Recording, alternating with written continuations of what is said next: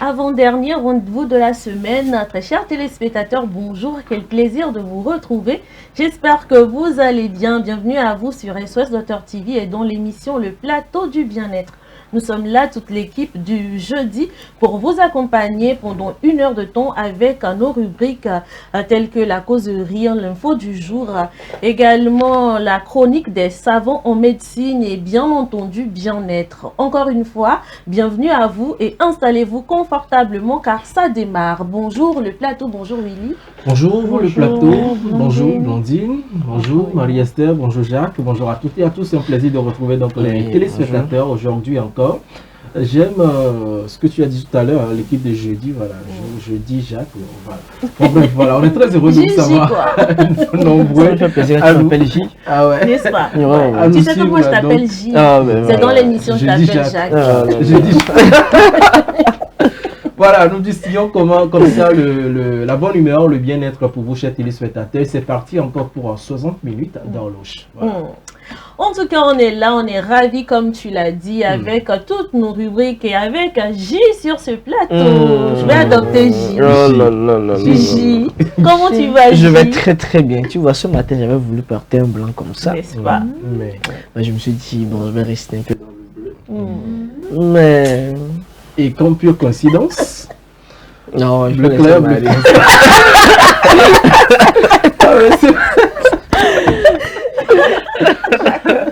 Doucement là. On peut faire ça l'autre de quelqu'un. Tu vois, quand on était encore très jeunes, on suivait les films chinois, les films de karaté. Oui. Je vois la façon dont tu as noué. Oui. Les japonais. J'allais dire Maître Shaolin Masada. Ouais. Why not? Mais j'aime des choses extraordinaires comme ça fait plaisir. Bon, bonjour le plateau, bonjour tout le monde. Ça fait plaisir quand le bien-être devient une prescription à consommer sans modération. Exactement. Et quand il y a de ces prescriptions-là qu'on nous saurait payer avec de l'argent, qui ne sont certes pas des comprimés, mais qui sont, je dirais, des produits aussi vitaux pour notre existence, nous sont donnés gratuitement. On ne peut que dire merci et demander à ce que ces produits nous soient toujours donnés quotidiennement. Et c'est justement ce que le plateau du bien-être nous offre au quotidien et ça fait plaisir. Donc restez câblés, vous serez donc servis, vous serez guéris par cette thérapie que nous vous offrons sur ce plateau. Exactement, vous le savez, hein, comme Jacques l'a dit, nous sommes assignés cette tâche-là de vous procurer un bien-être fou du lundi au vendredi de 10h30 à 11h30 dans cette émission. Et on le fait avec plaisir. Alors, maman pasteur. Blondine, bonjour. Comment tu vas? Je ne te sens pas trop ce matin. Je vais très bien. T'es En sûre fait, que ça va? je voulais dire que cette fraîcheur-là, vous remarquez, il y a une fraîcheur du moment maintenant. Ah bon? La nature donne une Nous, fraîcheur. les célibataires, on ne le sait pas. Ça alors. Il faut être sciencé, tu vois, non, sinon... On est en étude. D'accord. C'est en cours. Parce que la fraîcheur, là, ça nous rend tous prêts ici. Si on vous voit là, non, mais en vous voyant, Moi aussi. mais tu es prêt. Malgré que... Je ne suis pas toi. Tu es prêt. En tout cas, très chers téléspectateurs, bonjour à vous. Nous sommes très contents de vous retrouver encore ce matin.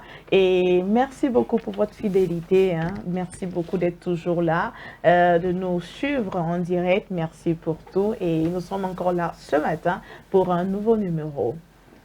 Voilà, nous sommes là pour un nouveau numéro et vous le savez, hein, comme je vous le disais à l'entame de cette émission, nous avons énormément de rubriques dans cette émission. Et votre rubrique, la préférée, je le sais parce que j'ai des retours par rapport à ça, c'est la causerie. Et les gens aiment encore, si c'est J qui est sur ce plateau. Alors, ce matin, nous allons parler d'un sujet très essentiel, très important pour les femmes. Il s'agit du mariage. Oui. vous voulez connaître, bien entendu, l'intitulé de notre sujet de ce matin, je vais vous le donner, mais ce sera tout juste après le jingle.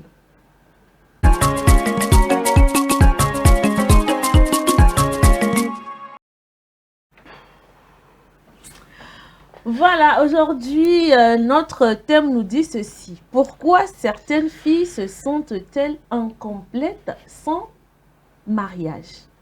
Pourquoi certaines filles se sentent-elles incomplètes sans mariage? J'aime ça. Bon, comme c'est Marie qui... Voilà. voilà. Je sais que c'est ce que vous allez dire. C'est elle qui nous nargue tout le temps de nous marier avec ces histoires. C'est elle, normalement, de planter le décor. Parce que bon, Mais pourquoi vous me faites ça? On a quand même remarqué que dans la société, le mariage est souvent présenté comme quelque chose de sacré, quelque chose de très important, comme, comment le dire? C'est comme une fin en soi pour certaines femmes. Oui. Donc, ça fait en sorte que elles se disent qu'elles sont incomplètes sans le mariage. Genre, si elles ne se marient pas, c'est que voilà, il y a quelque chose qui manque. Malgré qu'elles soient assises voilà, financièrement, malgré qu'elles aient peut-être des enfants, malgré le fait qu'elles viennent d'une famille, voilà, malgré que tout baigne dans sa vie, bah, parce qu'elle n'est pas mariée, elle trouve que non, il y a quelque chose qui manque, ça ne va pas, et tout le temps, elle est anxieuse, tout le temps, c'est devenu un objet de stress pour elle. Alors, est-ce que pour vous, qui êtes sur ce plateau, bon, je vais commencer avec Marie, bien entendu. Est-ce que pour toi, le mariage est une fin en soi? D'accord, merci beaucoup Blondine. Pour moi, en fait, le mariage n'est pas une fin en soi. En tant que femme, si je vais donner mon avis, en fait, je dirais que le mariage, c'est une bonne chose. Le mariage, c'est une institution divine. Et aussi, comment dire, la femme, naturellement, a ses désirs orientés vers l'homme. Il y a comment dire, ce côté naturel qui est là, où, arrivé à un moment donné, la femme se sent... il y a ce besoin-là qui se fait ressentir que, voilà, j'ai besoin d'être avec, comment dire, mon conjoint, ma moitié. Voilà, c'est cette personne-là à qui je suis destinée et tout ça. Donc, il y a ce besoin-là et ces désirs sont tournés vers l'homme. Maintenant, nous devons comprendre que le mariage n'est pas une fin en soi. L'objectif premier de notre vie ne doit pas être d'abord le mariage parce que c'est normal, le mariage, c'est une institution divine. Tôt ou tard, si nous le désirons, nous allons nous marier.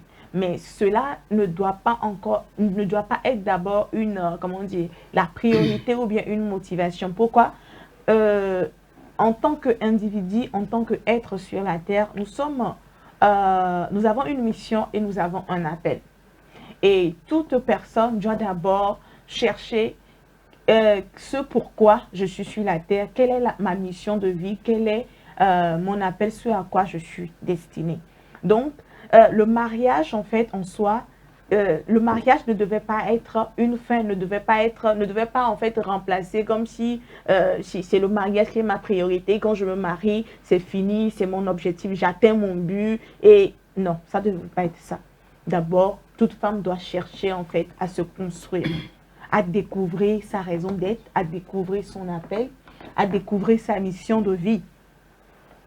Et c'est dans cela, dans cette découverte, que le type de personne, l'homme avec lequel il va se marier, il verra que cet homme, genre ces critères en fait vont s'inscrire en fait dans la vision de cet homme-là.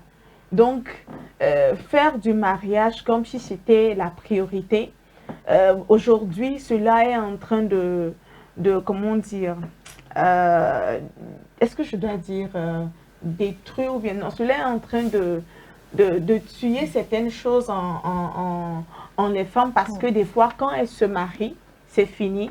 Elle pense que, bon, voilà, je me suis mariée, l'objectif est atteint, voilà, je suis à la maison, j'ai un mari, je suis là, je prépare, je cuisine, je fais des enfants, et c'est fini. Non. Et c'est pour ça même, elles sortent en camisole sans leur dire rien. Laisse-moi.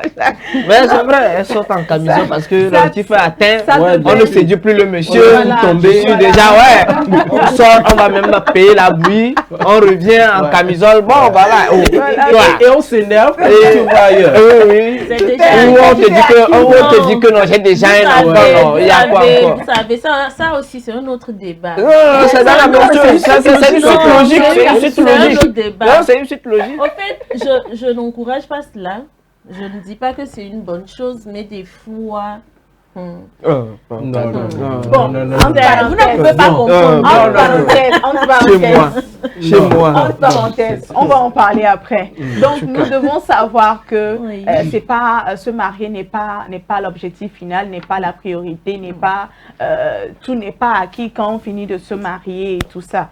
Donc, il faut comment dire, il faut vraiment, en tant que femme, il faut être complet. Voilà, il faut être complet avant de rentrer dans le mariage. Parce que quand tu n'es pas complet et que tu penses que c'est ton mari qui va te compléter là, parce que d'abord, la femme, c'est une aide. La femme vient apporter son aide à son mari. Donc, toi, déjà, ça sous-entend que tu as quelque chose en toi que tu viens en fait apporter dans le mariage. Donc, mais si toi-même, tu n'es pas complet et que tu te maries, ce sera vraiment compliqué. Donc, d'abord, en fait, à toute femme, tout ce qu'elle doit faire, c'est d'abord prendre le temps de se découvrir elle-même, s'aimer. Je pense que ça a même un lien avec ma rubrique de ce matin, l'amour de soi. S'aimer d'abord en premier, chercher en fait sa mission de vie, ce pourquoi je suis appelée, travailler sur elle-même, ses faiblesses, ses forces, et maintenant, après ça, par rapport à tout ce qu'elle a comme, à tout ce que potentiel talent Dieu a mis en elle, sa vision également, cela maintenant l'amène vers, à s'attendre maintenant à un homme qui pourra aussi, comment on dit, ensemble cheminer avec elle dans cette vision-là, dans cette direction. Ok, on va prendre une pause parce que Jacques risque de rentrer dans ma gorge. Oui, Jacques. Je peux Enfin. Quand Marie dit Oui. qu'il faut être complet d'abord, je dirais que je ne suis pas pour à 100%. Oui. Parce que le thème est intitulé « Pourquoi certaines filles se sentent-elles incomplètes sans mariage ?» On n'est jamais complet. Et si on est d'accord avec moi que la femme est une aide à l'homme et que l'homme aussi vient compléter la femme, alors là, personne n'est au complet, tous viennent se compléter. Oui. La place de la femme auprès de l'homme est importante, sinon importante. Et c'est comme ça, la place également de l'homme auprès de la femme est importante. Ça, peut-être que certains ne seront pas d'accord avec moi, mais ce matin, moi, je dis qu'une femme qui n'est pas aux côtés de l'homme, qui n'est pas véritablement dans le mariage, est incomplète. Il n'y a rien à dire. Une femme Oui, qui n'est pas dans le mariage est incomplète. elle est incomplète. Pour toi? Oui, pour moi. Mm. Oui. Ah, Vous allez comprendre. bon. Et Permets-moi quand même de remercier nos internautes qui sont en train de nous suivre sur TikTok. Merci beaucoup de partager le live. Merci pour les cœurs. Continuez. Ainsi, c'est pour la bonne cause. Alors, Jacques, on revient. ah, à ok, toi. merci. Oui. Vous voyez, ce n'est pour rien quand on retourne dans notre pratique depuis l'initiation, Oui. quand on conduit le jeune garçon, on l'amène vers le mariage, comment vivre avec sa femme, son bétail et tout ça. Parce que le mariage vient à en fait consolider ces acquis-là. Et quand la femme vient, elle vient maintenant aider l'homme, elle vient propulser l'homme encore vers un certain niveau. C'est la même chose que la femme. La femme, quand elle est seule, moi je l'ai une fois dit, la femme recherche, au-delà du matériel, la femme recherche la sécurité, la stabilité. Elle n'a que ça qu'auprès de l'homme en fait. Et malgré tout ce qu'elle a, sa place, elle vient compléter cela auprès de l'homme. Quand vous allez même au niveau des religieux, soit vous acceptez de devenir soit prêtre, religieux, religieuse, soit vous vous mariez. Et quand on prend même les sacrements, on vous dira que quand vous arrivez au niveau de la confirmation, vous êtes encore incomplet. Il vous faut soit le mariage, soit l'ordre, pour que vous soyez totalement fait, un homme totalement bâti, spirituellement. C'est la même chose également quand vous prenez l'homme. Pourquoi est-ce que quand vous allez chez certains hommes, ils ont tout ce qu'il faut, mais ils n'ont pas cette stabilité-là. Même quand on prend les religieux, c'est vrai qu'ils sont religieux, mais pour certaines choses, vous allez voir qu'il y a des religieuses qui les entourent. C'est pour dire que la place de la femme est toujours prépondérante. La femme joue un certain rôle. Même si vous n'avez pas une certaine intimité, sa seule présence à vos côtés vous galvanise en fait. Alors, quand on va me dire par exemple que la femme va se dire qu'elle est complète, moi je dis non. Vous prenez des femmes qui sont stables financièrement, qui sont stables sur je ne sais quoi, quel type de plan, mais sur le plan émotionnel ou encore sur certaines choses, elles ne sont pas stables. Parce que quand vous vivez sous le toit d'un homme, c'est une autre forme, c'est une autre école qui vient compléter aussi vos acquis. Et quand vous allez me dire que vous avez des connaissances, ces connaissances-là, on vient les parfaire aux côtés de l'homme. C'est la même chose également chez l'homme. Vous imaginez quand on dit l'homme et la femme, l'homme quittera son père et sa femme, quoi, son père et sa mère pour s'attacher à sa femme. Mais quand ils se font un, ils s'aiment. Mais on dirait deux pièces qui viennent se compléter. Regardez un peu deux couples qui s'aiment véritablement, qui après avoir parcouru ou encore traversé un certain nombre d'années, quand vous les prenez, regardez-les très bien, on dirait qu'ils sont des jumeaux. C'est-à-dire que quoi? Ils veulent retrouver l'autre pièce manquante. Et quand ces deux pièces-là se joignent, mais ces pièces se complètent et il y a une certaine complémentarité sur tous les plans. C'est pour ça quand on dit ma côte, quand vous retrouvez l'autre côte, eh bien vous êtes complet. Et quand on ne retrouve pas l'autre côte, vous allez voir que c'est en ce moment, il y a des disputes dans le foyer. On n'a pas vraiment ce qu'on désirait. Il n'y a pas de compatibilité. Et à un moment donné, on se dit non, ces deux personnes ne sont pas faites pour être ensemble. Mais quand vous êtes fait pour ensemble, cette complémentarité y est, vous allez voir que c'est fluide. Alors moi je dis, quoi qu'on peut dire aujourd'hui sur le mariage nous permet une certaine stabilité et c'est auprès de l'homme ou auprès de la femme qu'on l'a. Même si on va dire aujourd'hui qu'il y a le mariage où les gens ne sont pas véritablement épanouis et tout ça, ça c'est notre aspect. Mais dans la conception divine, quand vous vous retrouvez chez un homme qui vous a véritablement marié, mais vous avez cette stabilité. Pourquoi les femmes pleurent aujourd'hui? Les femmes pleurent parce que elles rêvent, elles aussi, de se réveiller un beau matin dans les bras d'un monsieur. Pour voir le bien que ça fait. Pour être câliné, pour être cajolé. Mais c'est un atout que tout le monde n'a pas. Alors là, moi je dis, ne nous leurrons pas. La femme sans l'homme est incomplète. L'homme sans la femme aussi est incomplet. Ok. Gina, on va d'abord laisser Willy se prononcer sur le sujet. Franchement, les jeudis, ça chauffe sur l'autre rive. Bon, s'il faut... Oui, vas-y.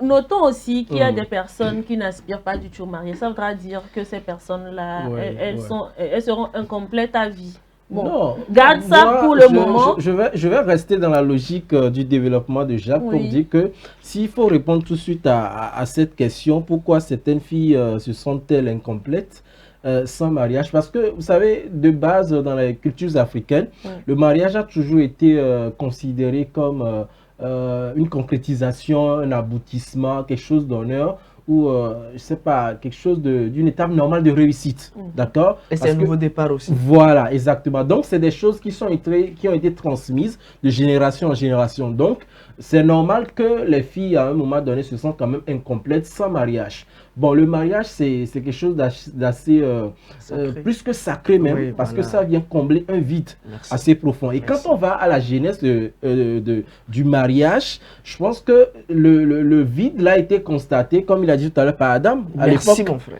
Et il a fallu donc l'exprimer pour que Dieu, en fait, lui fasse une aide semblable. Voilà, une aide semblable. Est-ce que vous voyez? Donc, vous devez voir que depuis la Genèse, c'est quelque chose qui est, on va dire, c'est une vérité incontournable. Voilà. Et deux personnes, bien l'homme et femme qui sont ensemble, c'est comme une orange coupée en deux. Et l'homme représente une tranche d'orange.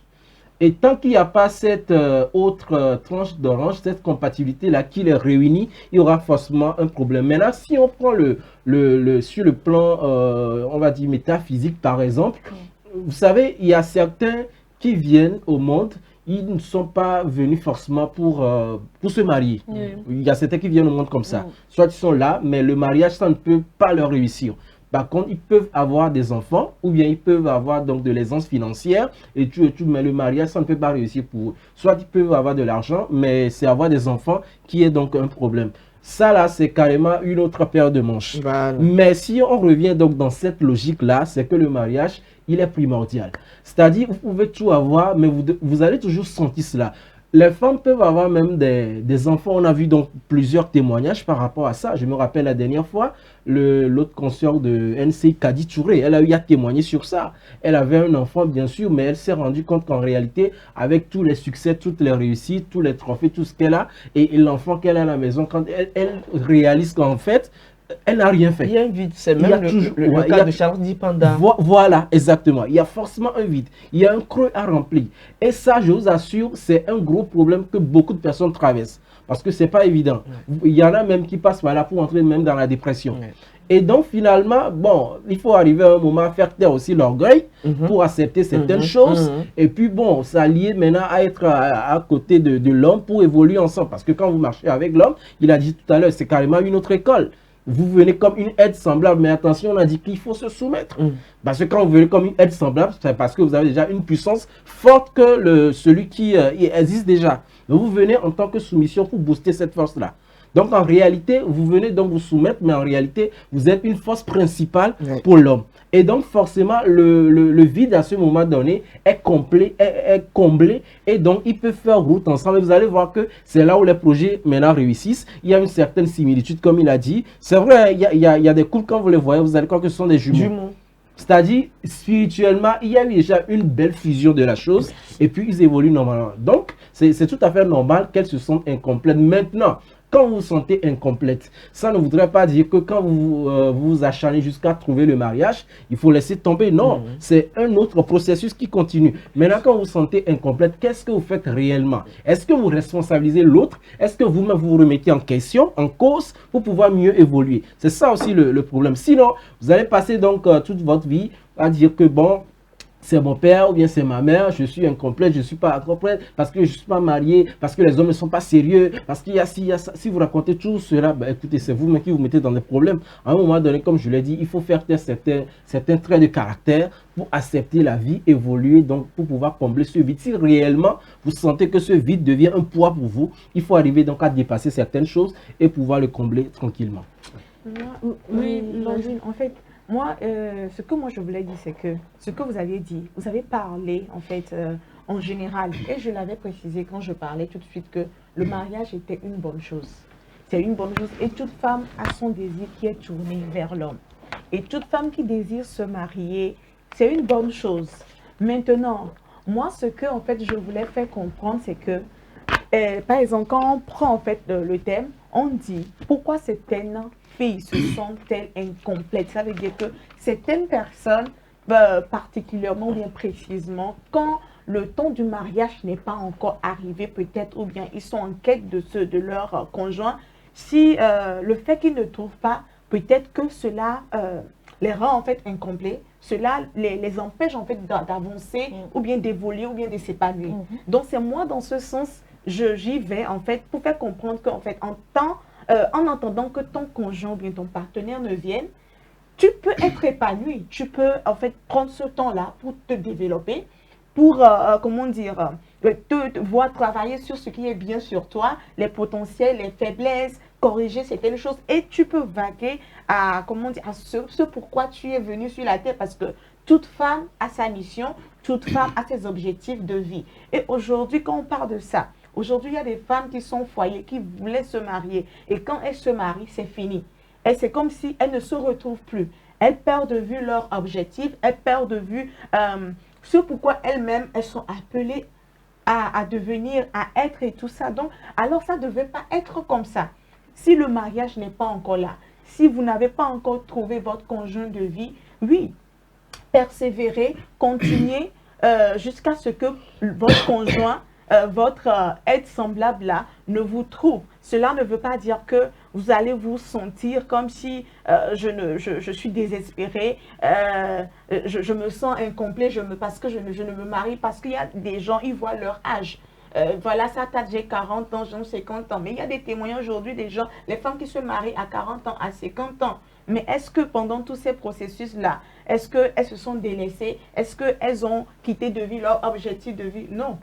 Je peux dire que tu dois te focaliser, être épanoui en entendant que cette personne-là te trouve. C'est ce que moi je veux faire comprendre. Merci. Je voudrais dire ce matin, Marie, que c'est un désespoir. C'est un désespoir. Nous ne l'aurons pas, c'est un désespoir. Vous voyez, quand la femme naît, elle sait qu'elle est femme. Ou même si elle est déjà jeune fille, ou encore elle est encore fille.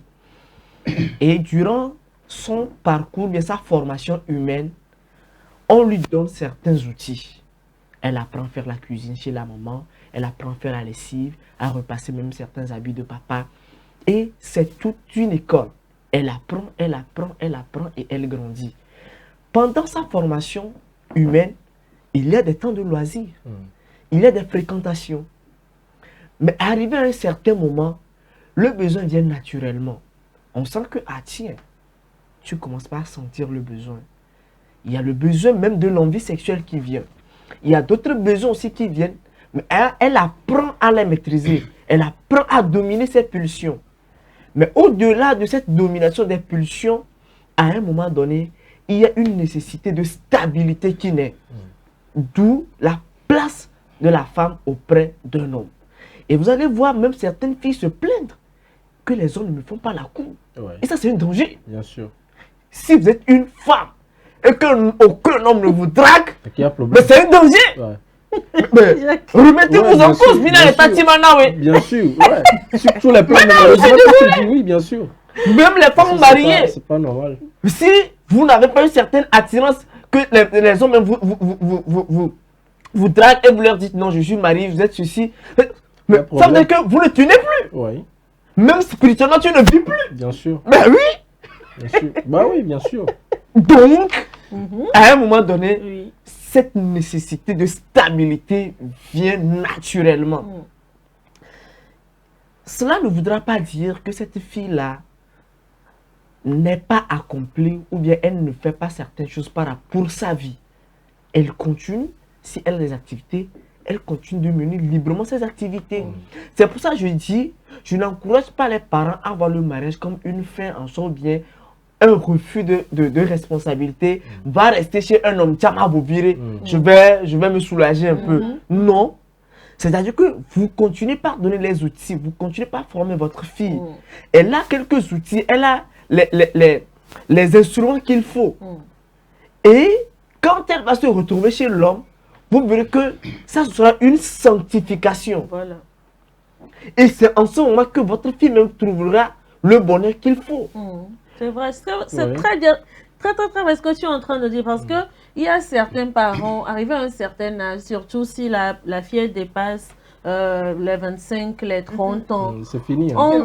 On la met une certaine pression, on lui met la pression, on lui dit, ben écoute, tu dois sortir de la maison, tu dois te trouver un homme, tu ne vois pas tes amis, tes amis sont mariés et tout ça. Et ça fait en sorte que même si la fille, elle n'est pas prête à aller au mariage, parce qu'on peut être immature à l'âge de 30 ans, on peut être immature à l'âge de 40 ans, on peut continuer par apprendre à cet âge-là. Le mariage, c'est carrément une école. Et si la femme, elle n'est pas prête, elle ne peut pas rentrer dans le mariage. Parce que si vous la poussez à aller dans le mariage, et elle rentre dans le mariage, après c'est tout un problème. Là, c'est encore un autre cas en fait.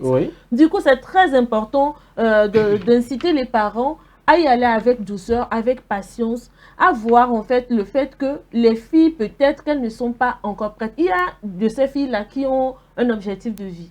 elles se disent, bon, peut-être que j'ai envie d'avoir une stabilité financière parce que dans le mariage, je veux faire un 50-50 avec mon homme pour qu'il n'y ait pas trop de problèmes. Il y a certaines femmes qui disent, bon, moi, je veux construire ma propre maison avant de me marier. Comme ça, on ne sait jamais si le mariage ne fonctionne pas. Je ne vais plus retourner dans la maison de mes parents. Je retourne dans ma propre maison. Il y a tellement de femmes qui essaient quand même de réfléchir à leur propre vie avant de rentrer dans le mariage. Chose que les parents ne comprennent pas forcément. Voilà. Et là, ils sont juste là à lui mettre la pression. Marie-toi, marie-toi, marie-toi, marie-toi. Et après, quand les problèmes viennent, on ne les voit plus. Je vais même vous surprendre. Toutes ces filles-là qui crient, je veux aller au foyer, je veux me marier. Posez-leur la question si elles ont même les ustensiles de cuisine. Ah. Question. Voilà. Vous avez combien de pagnes avant d'aller? Qui veut aller loin, doit mélanger ça. Oui, justement, posez-leur la question si elles ont même des ustensiles de cuisine. Parce que moi, je connais un homme, il insulte sa femme comme cela. Toi, tu es venu ici sans rien. Tout ce qu'il y a dans la maison, c'est avec mon argent, les a payés. Comment est-ce qu'on se prépare pour cette vie, de mariage? Voilà, et ça, c'est le rôle des parents. C'est aux parents d'inculquer de bonnes valeurs à leurs filles par rapport au mariage. Il ne suffit pas de dire à ta fille d'aller se marier. C'est par là, en fait. Et je vais finir avec ça. Quand votre jeune garçon commence par entrer dans sa puberté, commencez déjà par préparer son esprit. Exactement. Tu sais, tu es appelé à te marier, tu as travaillé dur, tu as fait ceci. Sache que tu dois apprendre à draguer aussi. Parfois, nous les hommes, quand on drague là, ce n'est pas seulement pour aller coucher avec ces filles-là, c'est pour faire des mises à jour. Bah oui, bien sûr. Pour voir si... Ouais, pour revoir un peu ses capacités. Justement, c'est pour voir également si tu tiens, pour voir si tu es influençable, pour voir si tu es quelqu'un qui puisse répondre, qui a du charisme. Qui peut persuader. Justement, parfois, je vous dis, même la drague, l'art de draguer, là, ça s'apprend. Bien sûr, bien sûr. Et ça, je confirme. Ça s'apprend. Je confirme. C'est ce qui fait que vous avez une certaine... vous avez un charisme, même dans le foyer, vous arrivez à vous imposer. Mais ces hommes qui sont mous, tout là, moi... Mais ça, tu ne peux pas. Ils sont en train de trahir le syndicat. Non, mais invitez-les à participer aux réunions, c'est tout. C'est la même chose. C'est la même chose que la jeune fille. Tu sais, tu es appelé un jour à te retrouver dans un foyer chez un homme. Sache que si par mois on te donne ceci, apprends à économiser la gestion. Après, tu pourras te payer des plats. Après, tu payes des fourchettes. Tu payes ceci. Quand tu vas aller chez un homme, au moins tu sais que tu es venu avec quelque chose. Moi, je connais une fille qui m'a dit, mon papa m'a dit que je dois être prêt avant de te rejoindre dans le foyer. Je dois aussi, quand tu vas apporter la dot, moi aussi en tant que femme, je dois avoir mon lot de matériel que je dois payer avant de venir dans le foyer. C'est très important. Et elle dit, pendant que tu t'acharnes à payer les articles de la dot, moi aussi je dois m'évertuer à payer les articles qu'il faut pour venir au foyer. C'est ça on attend, c'est cette éducation, de cette éducation on attend des parents. Au lieu de devenir une autre charge pour l'homme. Donc on va rester comme ça. Tu ne pourras plus supporter cette charge. Bien sûr. Donc moi je dis, aujourd'hui, c'est vrai, vous allez voir des jeunes filles. Elles ont 30, 35 ans, 40 ans.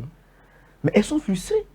Très frustrées. Très frustrées parce qu'elles n'ont pas cette stabilité-là. C'est tout un stress.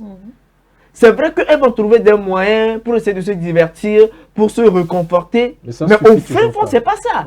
Et c'est pour ça, parfois, je suis contre ce discours de ces soi-disant influenceuses féministes qui disent non, cherche l'argent. Si tu as l'argent, non, on ne va pas faire ceci.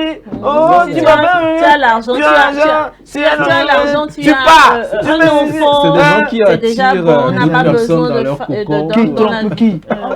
Qui trompe qui?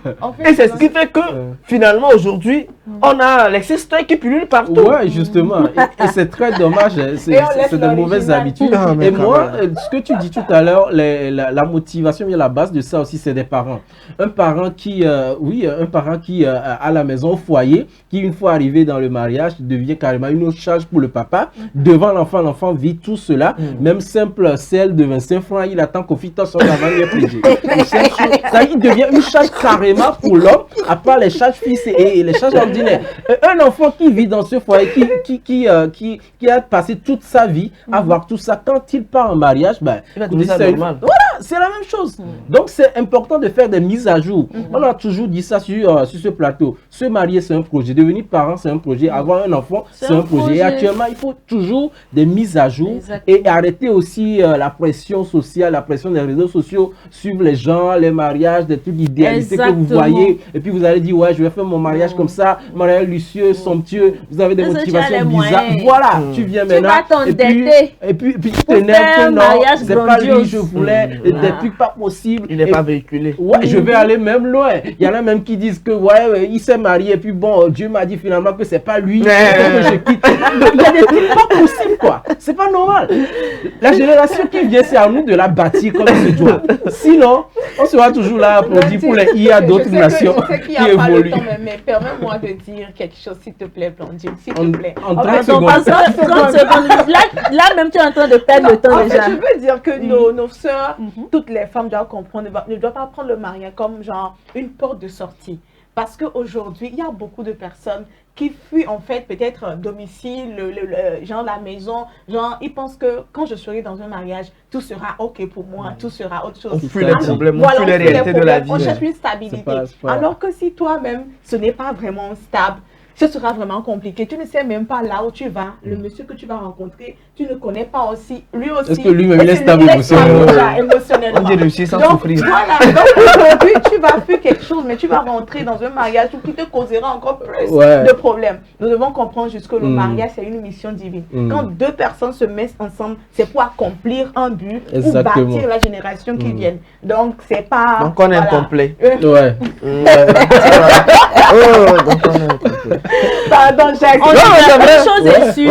Une chose est sûre, quand on n'aspire pas à devenir un prêtre, quand on n'aspire pas à devenir moine et ou tout religieuse, ça, voilà, c'est que on va se marier. Forcément. Et c'est vrai qu'il y a des personnes qui n'aspirent pas non plus au mariage. Bon, on va pas les blâmer également pour ça.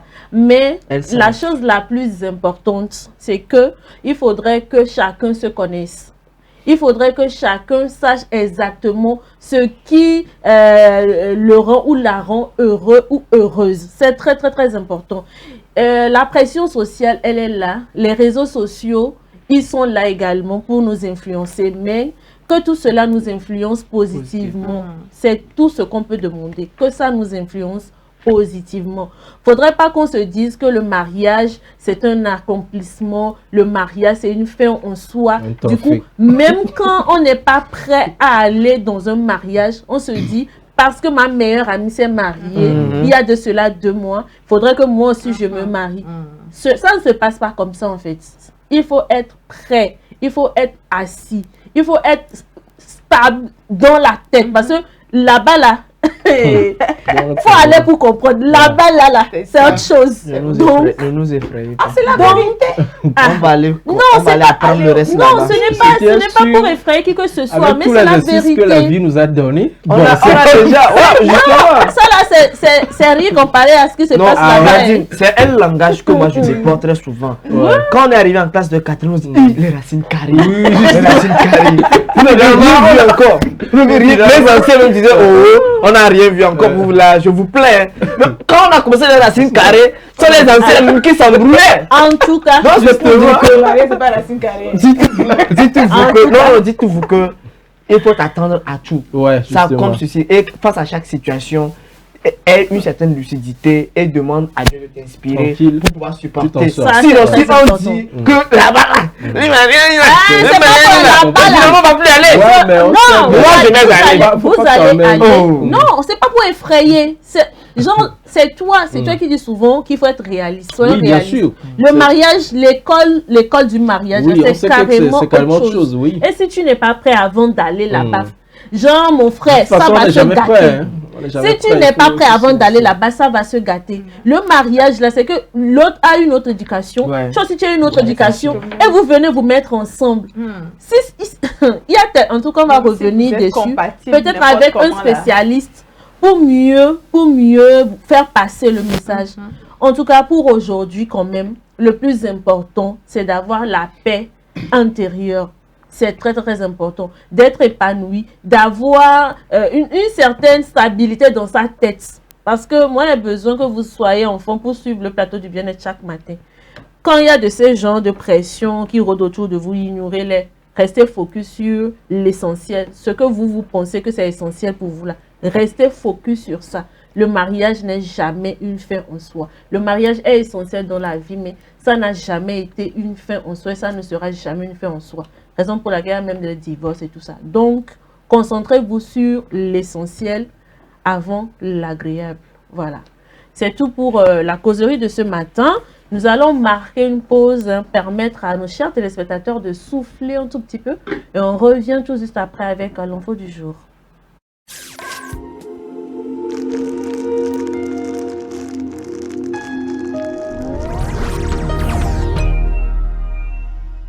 Le 40e numéro de Dagon Magazine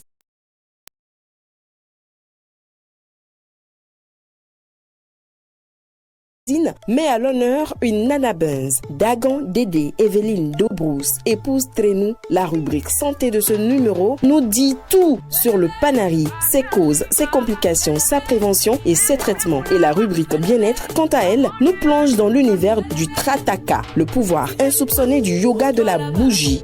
Dagon, c'est aussi plein d'autres rubriques pour prendre soin de notre santé. Dagon Magazine, le magazine de la femme togolaise pour la femme. Téléphone plus 228 70 86 44 44 70 26 60 60 Lomé, Togo.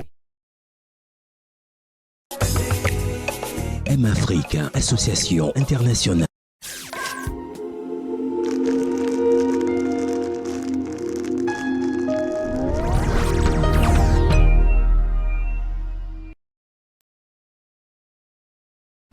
On t'attrape ici, là. Ça chante toujours sur le plateau. Non, mais Jacques, il est terrible, quoi. En tout cas, chers téléspectateurs, si vous venez de nous rejoindre, vous êtes dans l'émission Le Plateau du Bien-être. Merci à vous de poursuivre cette émission avec nous, vous qui avez démarré, bien entendu, avec nous. Alors, je vous le disais, hein, nous allons y aller avec l'info du jour, Willy. Aujourd'hui, on parle de quoi? Aujourd'hui, on parle donc du recyclage des bouteilles avec nos amis du Bénin. On va y aller avec le jingle.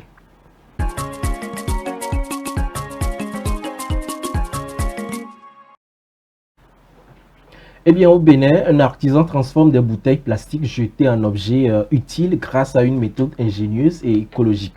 Une initiative qui allie créativité, recyclage et protection de l'environnement. Regardons donc ce reportage de nos confrères de Bénin TV. Savez-vous ce que deviennent vos bouteilles de vin, de whisky ou encore de jus après utilisation? Au Bénin, un homme a choisi de leur offrir une seconde vie. À Bomé-Calavi, Nouroudine, vitrier de formation, s'est lancé dans une activité aussi originale qu'utile pour l'environnement. Son idée est simple, récupérer les bouteilles usagées pour les transformer en objets du quotidien. On a eu l'intention de créer quelque chose de luxueux avec ce que tout le monde voit comme déchets. L'idée a émergé de l'envie de pouvoir faire quelque chose de bon avec la nature. Après la phase de récupération, les bouteilles sont soigneusement nettoyées. C'est-à-dire racler les papiers qui sont sur les bouteilles. Après ça, découper. Elles subissent ensuite un choc thermique, une étape essentielle du processus de transformation. Le choc thermique, c'est de réchauffer la bouteille à une température donnée et de la refroidir automatiquement. Vu que normalement ça devait se casser, ça va se casser à l'endroit où nous on a décidé que ça se casse. D'où la coupure de bouteilles que tout le monde dit là. On a le début d'un verre 66 centilitres. Là maintenant il faut encore 3 étapes. Il faut tout d'abord limer le bout. parce que le bois est toujours tranchant là. Après avoir limé, il faut poncer et puis il faut nettoyer à la fin. Mais après toutes ces étapes, que deviennent les tessons de bouteilles? Le tas que vous voyez là, actuellement on a une commande de poudre de verre. C'est le fait de broyer les tessons que vous voyez là, pour que ça devienne une fine poudre. La fine poudre, il y a d'autres qui utilisent ça dans le BTP pour renforcer plus le béton. Il y a d'autres qui utilisent ça pour remblayer les maisons. À travers cette initiative, Nouroudine prouve qu'un déchet peut devenir une opportunité et que protéger l'environnement commence par un geste simple.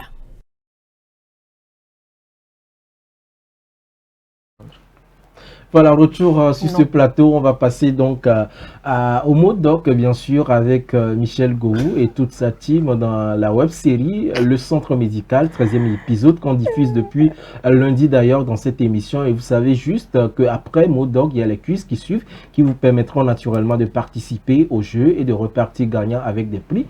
On va suivre le mot doc et le thème, c'est toujours l'argent d'inscription. Regardez et on revient.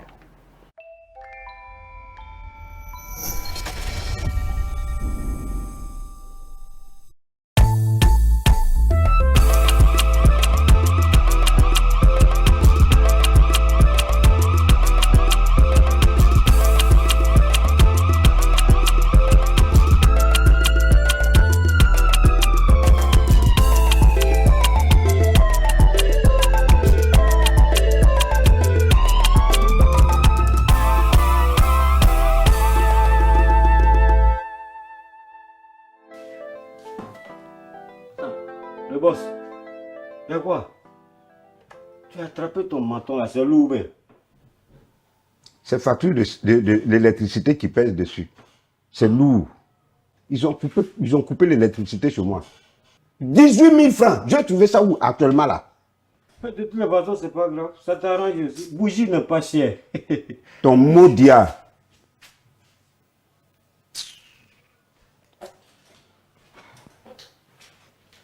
Bonjour, Tom. Ouais, bonjour les enfants. C'est quoi? C'est à cause de mon ami Junior qu'on est venu. Si c'est pour un certificat de mise à disponibilité ou bien certificat de repos, moi je ne délivre pas ça ici. Parce que vous les enfants, vous ne travaillez pas à l'école. Vous êtes des paresseux. Non, Toto, c'est pas pour ça. Non, Toto, c'est pas ça. En fait, ce matin, en se rendant à l'école pour faire notre inscription, on est passé devant le centre médical et on s'est dit, on va venir prendre des renseignements pour savoir comment ça se passe pour devenir docteur et tout. Ça tombe bien. Vous avez de la chance. Les inscriptions pour devenir docteur, là, ça a déjà commencé. Ça prend fin dans quelques heures. Ah bon? Et moi, je peux m'inscrire? Mais on n'a pas besoin d'avoir le bac d'abord. Bac pour faire quoi? Est-ce que moi-même qui vous parle là, j'ai bac? Mais c'est 25 000, hein? 25 000. Eh, mais Toto, on n'a pas l'argent. D'accord? Faut laisser. Restez là, hein? C'est l'unique occasion pour devenir docteur. C'est vrai. Ah. Tonton, viens m'inscrire en même temps. Ah, toi au moins tu comprends vite. Très bien. Mais petit, c'est 30 000 francs.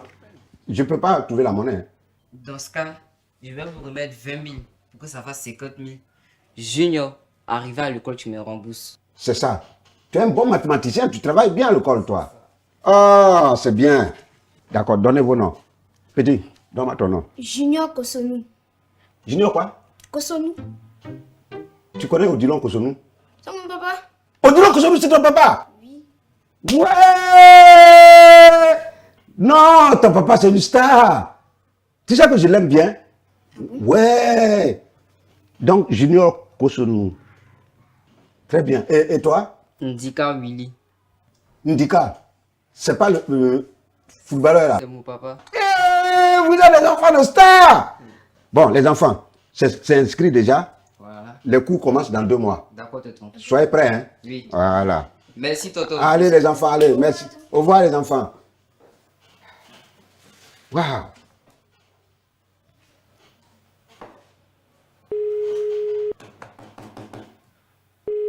Oui, chérie, c'est moi. Ah non, tu vois que je suis content. Je suis un homme. Ah oui, j'assume. J'ai l'argent ici. Tout à l'heure, je vais te faire un dépôt et puis je mets 5 000 francs dessus pour le poulet. On se met bien ce soir-là. Voilà. Eh, c'est gâté, c'est gâté. Waouh. Dieu ne dort pas. Ya, ya, ya, ya, ya, ya, ya. Ah, les enfants, il y a quoi? Je vous ai dit que les cours, c'est dans 2 mois. Oui, tonton, on sait, mais c'est l'oncle de Junior qui veut vous voir. C'est pourquoi?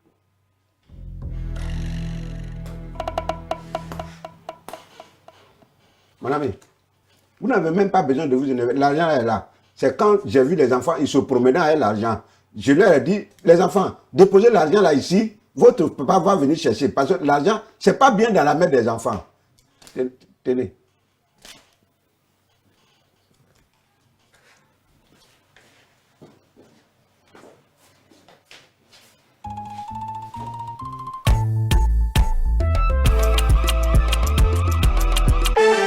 Bienvenue au quiz game du jour des MODOC.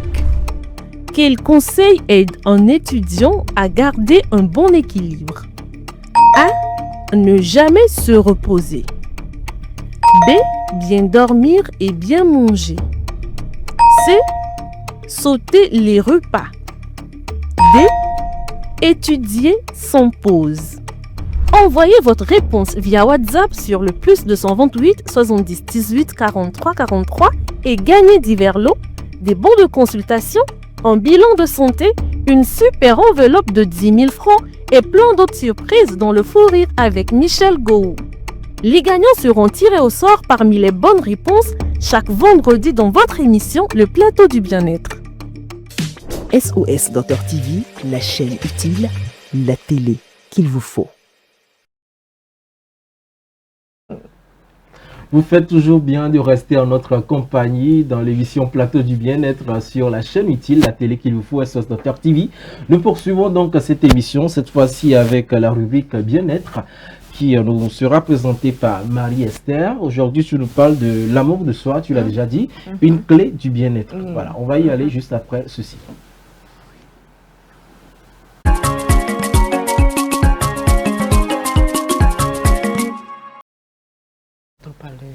Voilà, l'amour de soi, une clé du bien-être. Il faut toujours s'aimer en premier. On t'écoute.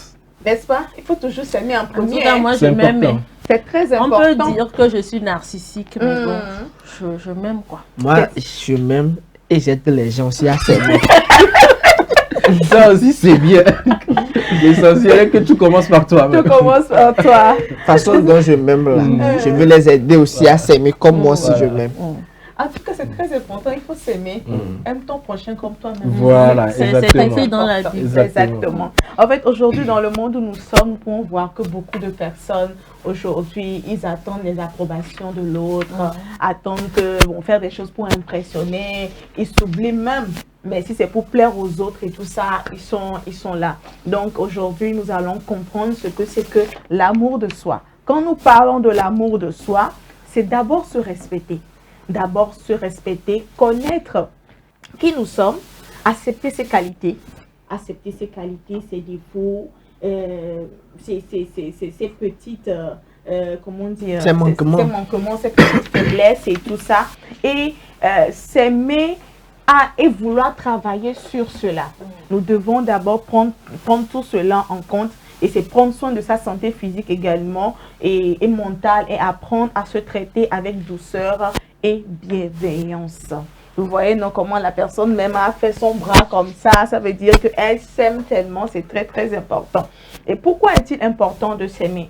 Lorsqu'une personne s'aime, une personne ne s'aime pas suffisamment, elle peut perdre d'abord confiance en elle. Nous pouvons remarquer cela que les personnes, tu peux voir une personne qui attend toujours peut-être l'approbation chez quelqu'un, qui veut toujours se faire impressionner. C'est que au fond de cette personne-là, il y a une confiance en fait en elle qui manque, elle se sous-estime. Et cette personne vit tout le temps dans la comparaison constante et cherche sa valeur uniquement dans le regard des autres et ce qui n'est pas bien. Pourtant, le bien-être commence souvent par la manière dont nous voyons nous-mêmes. Comment tu te vois? Est-ce que tu t'aimes? Quand tu regardes dans le miroir, est-ce que tu te dis « Ah, Marie, je suis belle. J'aime mon nez, j'aime comment dire, mon corps, j'aime ma tête, j'aime mes cheveux, j'aime mes lèvres. » Tu dois être capable de pouvoir dire ça. N'attends pas cela de quelqu'un qui est dehors. N'attends pas les appréciations de l'autre. Aime-toi toi-même d'abord. Complimente-toi, valorise-toi. C'est très, très important. Les bienfaits de l'amour de soi. Apprendre à s'aimer permet d'avoir plus de confiance en soi, de protéger sa paix intérieure, de prendre de meilleures décisions et de développer des relations plus saines. C'est très, très, très important. Si nous nous aimons, nous allons voir que dans tout ce que nous faisons, il y a d'abord cette confiance que nous avons en nous-mêmes. On a l'audace en fait de faire certaines choses. Et comment développer cet amour de soi? Il est important d'arrêter d'abord de se comparer constamment aux autres. L'autre n'est pas toi. Tu es unique en ton genre. Tu dois t'aimer tel que tu es. Tu dois reconnaître tes qualités et travailler sur ces qualités. Prends soin de son corps et de son esprit. Des fois, on néglige tellement son corps que ça agit même sur notre bien-être, notre esprit. Tu vas voir que si tu te décides un beau jour, voilà, je prends soin de moi, je m'habille très bien, voilà, je me maquille, je fais de... Il y a une joie en même temps qui renaît en toi. Donc, c'est très, très important d'apprendre à se parler avec des mots positifs. Dis-toi des paroles qui sont positives, qui te feront du bien. Quel est cet impact sur le bien-être? Pour finir, quand on apprend à s'aimer, on vit avec plus de paix intérieure, moins de stress émotionnel et une meilleure estime de soi. Le regard que nous portons sur nous-mêmes influence directement sur notre bien-être. Alors nous devons comprendre que l'amour de soi est une véritable clé du bien-être. Apprendre à se respecter, à se valoriser et à prendre soin de soi permet de vivre de manière plus équilibrée et plus sereine. Avant de vouloir aimer les autres, apprenons-nous d'abord à s'aimer en premier, à se valoriser, à nous apporter des compliments afin de pouvoir faire pareil à l'autre qui est à côté de nous ou autour de nous. C'est pour ça, moi, il y a de ces personnes-là, elles ont besoin qu'on les aide à s'aimer. Et nous les accompagnons. Nous les aidons à s'aimer. Mais ce que je déplore aussi, c'est qu'il y a de ces filles-là qui se voient trop belles. Et parfois, ça vire au narcissisme. Et je n'aime pas ça. Elles sont là tout le temps. Ouh, mes amours, regardez comment je suis belle. Si c'est ça qui l'a fait plaisir, il a fait ça. Bon, en tout cas, le message est passé. N'est-ce pas? C'est l'amour de soi. Merci beaucoup, Marie. Oui, bien sûr. Eh bien, nous allons poursuivre cette émission avec la toute dernière rubrique de cette émission. Il s'agit bien entendu de la chronique des savants en médecine. C'est juste après le jingle.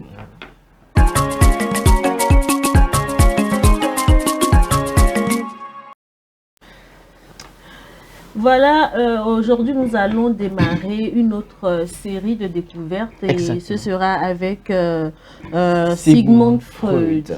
Ça me rappelle les bancs, la philosophie. Voilà. Il n'est pas que philosophe, tenez-vous bien. C'est un neurochirurgien autrichien. Et aujourd'hui, comme tu l'as dit, c'est un nouveau chapitre que nous abordons. Ce chapitre sera tellement vaste, si dense, mais si richissime. Est-ce que vous voyez? Et pour arriver, ou encore avant d'arriver à s'aimer soi-même, eh bien, Freud nous apprend à mieux nous connaître. Vous voyez, on parle de la psychanalyse. Freud, donc, est ce médecin, j'appellerais ce médecin de l'esprit, de l'âme. Voyez-vous. Alors, cet Autrichien est né en 1856, d'accord? Et Sigmund Freud est considéré comme le père de la psychanalyse, nous l'avions dit, et une méthode révolutionnaire qui permet donc de comprendre le fonctionnement physique et des troubles mentaux. Aujourd'hui, quand vous allez dans des centres où on prend en charge nos frères qui souffrent des troubles mentaux, il y a cette technique-là qui est appliquée pour les aider à retrouver leur santé mentale. Donc, c'est une technique qui est très appréciée et qui a fait également ses preuves, même si aujourd'hui, il y a d'autres procédés, d'autres techniques qui sont en train d'être découvertes. Il faut dire qu'elle a été la mère principale et qui a su guider, qui a donné une certaine ouverture sur la connaissance de soi, sur le fonctionnement même de l'esprit de l'homme. Voyez-vous, et cette découverte a été faite à une époque où l'esprit était peu comprise, l'esprit de l'homme était peu comprise, et Freud a développé donc une approche fondée sur l'écoute, l'interprétation des rêves et l'analyse de l'inconscient. Vous voyez, il y a certaines choses qui nous arrivent parfois, on se met tout de suite à ne pas comprendre non seulement l'esprit, mais à pointer du doigt d'autres personnes. Et pourtant, quand on creuse un peu, on se rend compte que la cause provient de l'intérieur de soi. Et quand je dis, Socrate n'a pas tort de dire, homme connaissant toi-même, c'est qu'aujourd'hui, il y a ce sérieux travail que nous devons faire. Si bien que nous devons arriver à nous connaître. Et pour arriver à mieux nous connaître, il y a la psychanalyse qui nous permet de mieux cerner l'esprit de l'homme. Et c'est justement ce que Freud nous a permis de découvrir, qui aujourd'hui fait ses preuves. Donc, voyez-vous, à l'écran, qui fait ses preuves dans le traitement des troubles mentaux. Et donc, selon Freud, de nombreux comportements humains trouvent leur origine dans des désirs, dans des traumatismes ou des souvenirs enfouis dans quoi? Dans l'esprit inconscient. Et ça, c'est vrai. Il y a beaucoup de choses de traumatisme, beaucoup de choses, des comportements que nous voyons aujourd'hui, on va les prendre pour banal, mais eh bien, c'est des choses qui sont enfouies en nous. Et quand on creuse bien, c'est là on saura. Je vous ai fait l'exemple donc de cet enfant-là qui, quand il voit les médecins en blouse, il a peur. Il ne veut même pas s'approcher des médecins. Et quand on essaie de creuser un peu, on s'est rendu compte que quoi? Que quand il était même déjà fœtus, sa maman ou le papa avait demandé qu'on l'avorte. Donc il s'est senti rejeté par la société. Et puisque au moment de l'avortement, c'est un médecin qui se présente en blouse, ils sont allés et c'est le médecin qui a dit non, finalement, on ne va pas pratiquer l'avortement. Eh bien, le monde est vraiment bizarre. C'est plus que ce que nous voyons. C'est tellement surréaliste et c'est tellement mystérieux que on ne peut pas s'imaginer que cet entretien-là a su marquer l'esprit de ce fœtus-là au point aujourd'hui, quand il voit des gens en blouse, il a peur de ces personnes. Voyez-vous? Et donc, les travaux de Freud, ces découvertes nous ont permis, parmi ces découvertes figure ce que nous appelons la théorie de l'inconscient, l'interprétation des rêves, le mécanisme de défense, le concept du ça, du moi et du surmoi. D'accord, on le voit déjà même à l'écran. L'importance de l'enfance dans la constitution de la personnalité. Vous voyez dans l'enfance, quand certains enfants s'amusaient ou se prêtaient à certains jeux, on les frappait ou viens rester à la maison, pourquoi tu t'amuses ici, là, alors que le jeu permet de révéler la personnalité de l'enfant. Vous voyez, Freud a fait tout ce travail-là et nous aurons le temps, c'est pour ça que je dis, c'est un si vaste chapitre que nous abordons. On reviendra plus amplement sur chacune de ces découvertes pour nous permettre, nous aussi, de mieux cerner ces découvertes et le bien que cela peut nous offrir. Voyez-vous, alors ces œuvres majeures, l'interprétation du rêve demeure une référence aujourd'hui incontournable dans l'histoire de la psychologie et de la psychiatrie. Et nous-mêmes, nous saluons de passage ces médecins-là qui sont de l'autre côté de Zébé, qui prennent soin donc de ces personnes-là. Ils ne diront pas le contraire de ce travail-là. Voilà, Freud à l'écran de ce travail-là immense qui est fait de l'autre côté. Et bien que certaines de ces théories soient aujourd'hui discutées ou nuancées par la science moderne, il faut dire que Freud a profondément marqué la médecine, la psychologie, la philosophie, on en a parlé également, et même la culture contemporaine. Et avec Freud, on est même arrivé à connaître les degrés de sexualité que manifeste l'enfant, voyez-vous, et qui aujourd'hui nous permettent également de voir comment est-ce que l'enfant manifeste sa sexualité. Donc voilà un peu le chapitre que nous abordons aujourd'hui et nous aurons le temps donc dans cette rubrique-là de revenir sur chacune de ces découvertes et dans le prochain numéro, la théorie de l'inconscient. Qu'est-ce que cette théorie-là révèle? Qu'est-ce qu'on doit savoir sur cette théorie et ce que nous pouvons retenir pour notre propre gouverne, on en parlera. Et avec Sigmund Freud, la médecine a compris que soigner un être humain ne consiste pas seulement à traiter le corps, mais aussi à écouter les blessures invisibles de l'âme et de l'esprit.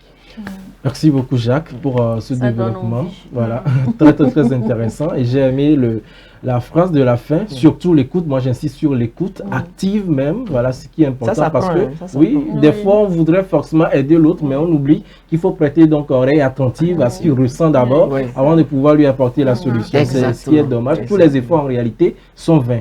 Donc merci beaucoup, ce n'est qu'une partie voilà, de cette longue série. Petite fenêtre que je viens d'ouvrir sur ce chapitre-là. Et donc le jeudi prochain, ce sera la suite. Ce sera la théorie de l'inconscient. Voilà, la théorie de l'inconscient, là où beaucoup de choses sont enfouies. Voilà, on va fouiller tout ça. C'est une nuit, les élèves de la terminale, venez par ici. On se retrouve jeudi sur l'application SOS Docteur TV à n'importe quelle heure de la journée. C'est important pour votre sujet. Voilà, point final donc à cette émission aujourd'hui. Merci à toutes et à tous de nous avoir suivis. La bonne nouvelle, c'est qu'on se retrouve demain à partir de 10h30. Portez-vous bien. Excellente suite de nos programmes sur la chaîne utile, la télé qu'il vous faut, SOS Docteur TV. Au revoir.